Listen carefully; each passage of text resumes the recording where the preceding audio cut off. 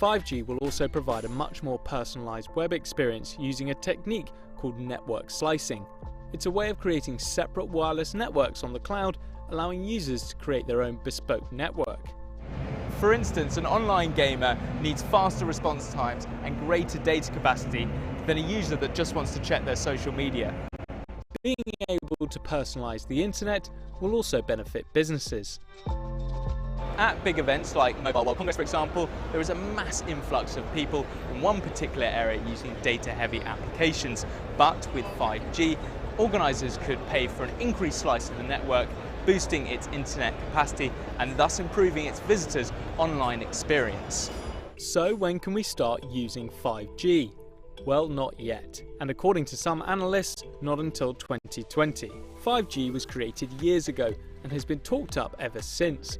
Yet it's estimated that even by 2025, the network will still lag behind both 4G and 3G in terms of global mobile connections. Its mainstream existence faces multiple hurdles. The most significant of these, of course, is cost. According to some experts, 5G could cause network operators to tear up their current business models for it to make business sense.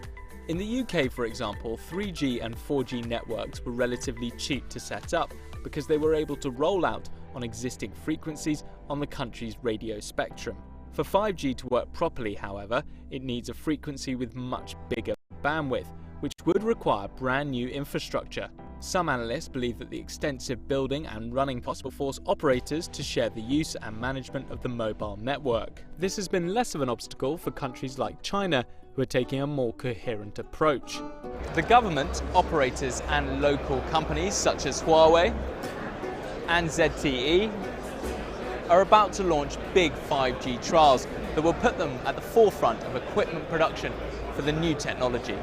That may be at the expense of the West, where there is concern regarding Asia's 5G progress. A leaked memo from the National Security Council to the White House called for a nationalised 5G network to keep the US ahead of their global competitors.